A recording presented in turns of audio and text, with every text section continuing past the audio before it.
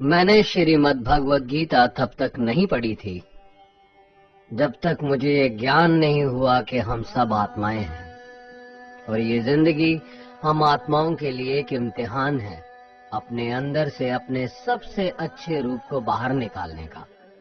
और भगवद गीता इस इम्तिहान को पास करने की एक अहम किताब। भगवद गीता के 18 अध्याय हैं और ये संस्कृत में परमात्मा द्वारा दी गई थी। समय के साथ संस्कृत भाषा रोजमर्रा की जिंदगी से निकल गई और ये ज्ञान मनुष्य से दूर हो गया। समय समय पर भगवद गीता के साधारण अक्षरों में अनुवाद किया गया। इसी कोशिश को आगे बढ़ाते हुए आने वाले 9 मिनटों में भगवद गीता के कुछ अहम हिस्सों को अपने गुरु के आशीर्वाद से एक आसान रूप में मैं अपने 7 बिलियन भाई बहनों के चरणों में समर्पित कर रहा हूँ। ये ज्ञान परमात्मा ने भगवान कृष्ण के द्वारा सबसे बड़े धर्म युद्ध महाभारत की रणभूमि कुरुक्षेत्र में अर्जुन को कुछ 5000 साल पहले दिया। ये वो वक्त था जब धर्म का बार बार उल्लंघन हुआ। परमात्मा का डर मनुष्य से निकल गया। लालच की होड़ में भाई ने भाई को मारने की कोशिश की और यही नहीं, एक ब्याहता औरत को भरी सभा में अपने बड़ों के सामने अपमानित किया गया। इससे पहले कि मनुष्य जाति धर्म युग से निकलकर पूर्ण रूप से कलयुग में जाती, युद्ध की रणभूमि में युद्ध से कुछ पहले परमात्मा ने गीता भगवान कृष्ण के द्वारा मनुष्य जाति के कल्याण के लिए दी। ऐसे ही जैसे कभी तुरा मोसेस को, गॉस्पेल जीसस को और कुरान प्रॉफिट मोहम्मद को दी। गीता, बाइबल, कुरान, तुरा, गुरु ग्रंथ साहिब परमात्मा द्वारा दी गई किताबें हैं जो किसी एक धर्म के लिए नहीं बल्कि पूरी मनुष्य जाति के लिए है, पूरी इंसानियत के लिए है, सब आत्माओं के लिए है।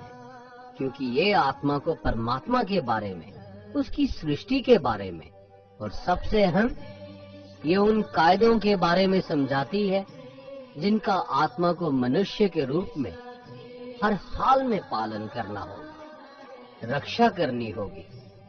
और इन्हीं कायदों की बुनियाद पे एक आत्मा को शरीर त्यागने के बाद परखा जाएगा और इस परीक्षा से पास होने पे हमेशा के लिए इस जन्म और मृत्यु से मुक्ति मिलेगी।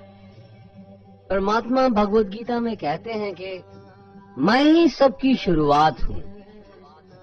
मैं शुरू से भी पहले था और सब खत्म होने के बाद भी रहूंगा। सब मुझ में है और मैं सब में हूँ। जो भी तुम छू सकते हो, देख सकते हो, चख सकते हो या सुन सकते हो, वो सब मैं हूँ। ये नदियाँ, पहाड़, सूरज, ग्रहण, चांद, सितारे सब मैंने बनाए हैं। मैंने ही भगवान, शैतान, राक्षस और इंसान बनाए। मैं सर्वव्यापी हूँ, सब में रहता हूँ, सब में मैं हूँ, मैं ही हूँ। मैं ही ब्रह्मा बन के सब बनाता हूँ और रुद्रा बन के सब नष्ट कर देता हूँ। मैं ये सृष्टि यूं ही बनाता और तोड़ता रहूंगा ताकि आत्माओं को मौके मिल सके इस जन्म और मृत्यु से एक दिन मोक्ष पाने को, हमेशा के लिए परमात्मा के साथ रहने को। भगवद गीता कहती है कि इस सबसे बड़ी परीक्षा के लिए परमात्मा ने प्रकृति का निर्माण 5 तत्व हवा, अग्नि, जल, पृथ्वी और ईथर से किया, जिन्हें हम छू के, चख के, सूंघ के, देख के समझ सकते हैं। पर खुद परमात्मा इन 5 इंद्रियों की समझ से बाहर है। उन्हें आत्मा इन इंद्रियों से नहीं जान सकती।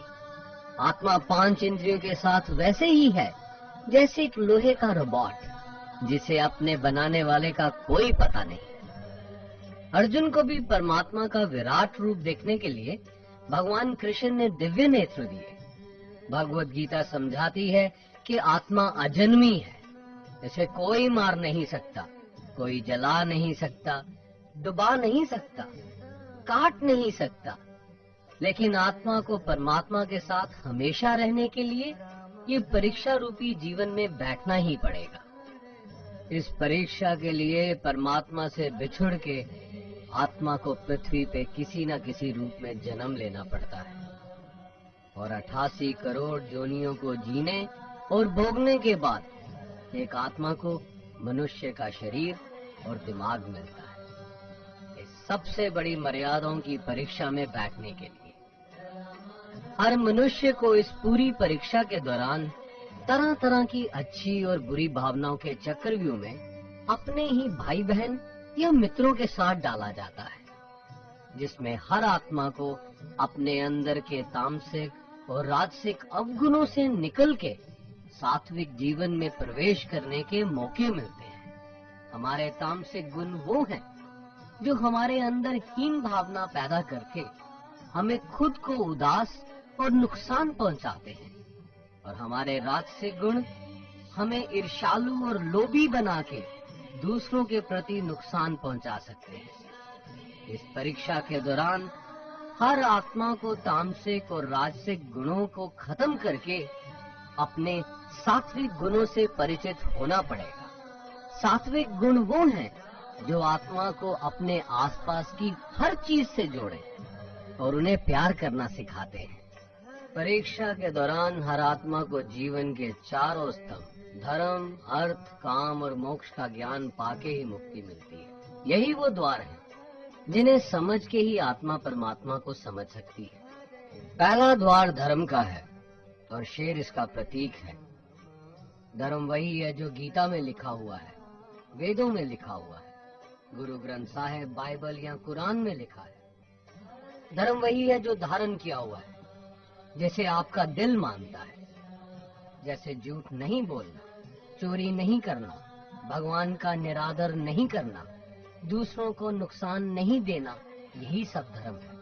और हर आत्मा को अपने जीवन काल में हर समय धर्म का पालन करना होगा और उसकी रक्षा करनी होगी। दूसरा द्वार अर्थ का है और घोड़ा इसका प्रतीक है। हर आत्मा अपने हर जीवन काल में अपने पृथ्वी पे होने का अर्थ या मूल कारण समझेगी। इस जिंदगी में भोगने वाली चीजें और रिश्तों का आनंद लेगी। अच्छा बेटा या अच्छी बेटी, अच्छा भाई या अच्छी बहन, अच्छा पति या अच्छी पत्नी बनके हर दुनियावी रिश्ते पर खरी उतरेगी और इस परीक्षा को पास करेगी। तीसरा द्वार काम का है।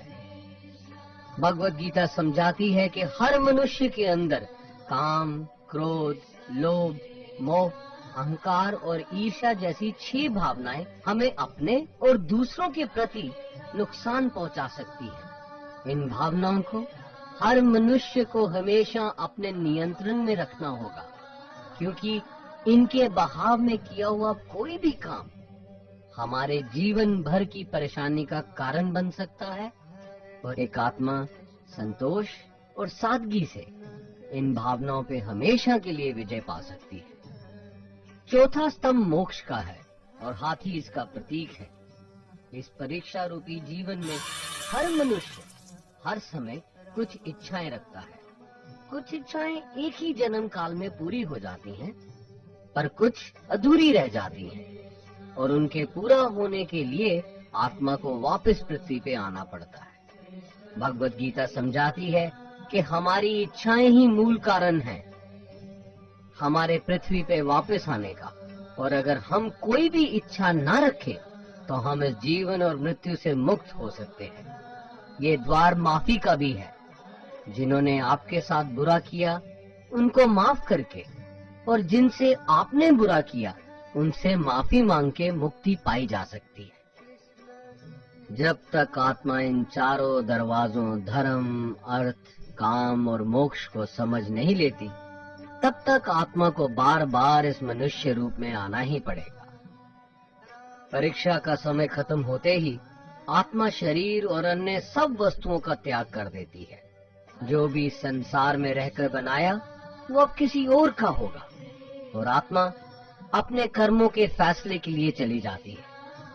आत्मा के अच्छे बुरे कर्मों का हिसाब होता है।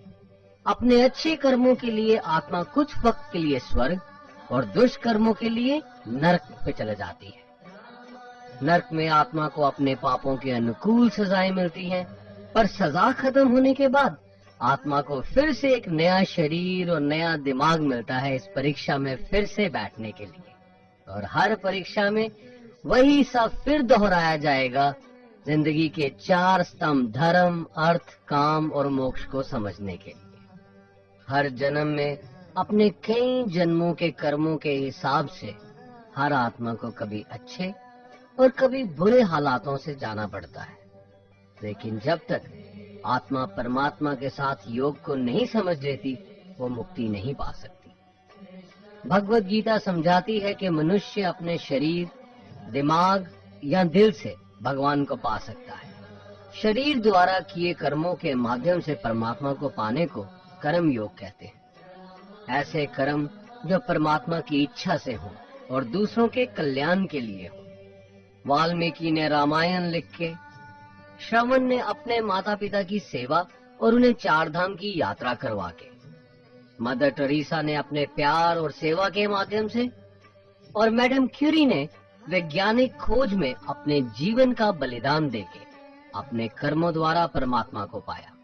भगवत गीता समझाती है कि एक आत्मा दिमाग से भी परमात्मा के साथ योग लगा सकती है।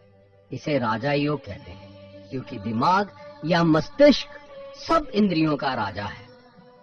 एक मनुष्य अपनी आस्था, सांस प्रणाली, आसन, अभ्यास, साधना और तपस्या से परमात्मा को इस योग के रास्ते पा लेता है। इस योग को समझने के लिए हमें अपने अंदर की एनर्जीज यानी चक्र और कुंडलिनी को समझना पड़ेगा। आत्मा मस्तिष्क से मेडिटेशन या ध्यान लगा के परमात्मा के साथ योग लगा सकती है। शंकराचार्य, स्वामी परमहंस, स्वामी विवेकानंद और उनके जैसे कई योगी इस योग के रास्ते परमात्मा के साथ संधि लगा पाए। परमात्मा भगवत गीता में कहते हैं कि अगर किसी आत्मा को धर्म ना भी समझ आए, योग ना भी समझ आए, पर अगर वो मेरी शरण में आ जाए तो मैं उसके सारे पाप माफ कर देता हूँ। परमात्मा को ऐसी दिल की गहराइयों से पुकार के पाने को भक्ति योग कहते हैं। चैतन्य महाप्रभु, मीराबाई और भगवान हनुमान इस योग के सबसे बड़े उदाहरण हैं। लेकिन कभी आत्मा अपने होने का मूल कारण भूल के धर्म का उल्लंघन करे या पाप के रास्ते पे निकल जाए, तो उसे ठीक करने के लिए परमात्मा खुद किसी रूप में पृथ्वी पे जन्म लेते हैं। आइए श्री भगवत गीता, गुरु ग्रंथ साहिब, तुरा, बाइबल, कुरान या ऐसी किसी भी दीनी किताब को पूरा पढ़ के इस जिंदगी के असली मायने समझें और परमात्मा के साथ योग लगाएं। अगर आपने इसे पसंद किया तो इसे औरों को बांटिए, ताकि सब आत्माएं अपने यहाँ होने का मूल रूप समझ सकें और इस जन्म और मृत्यु से मुक्ति पाके हमेशा परमात्मा के साथ रह सकें। धन्यवाद।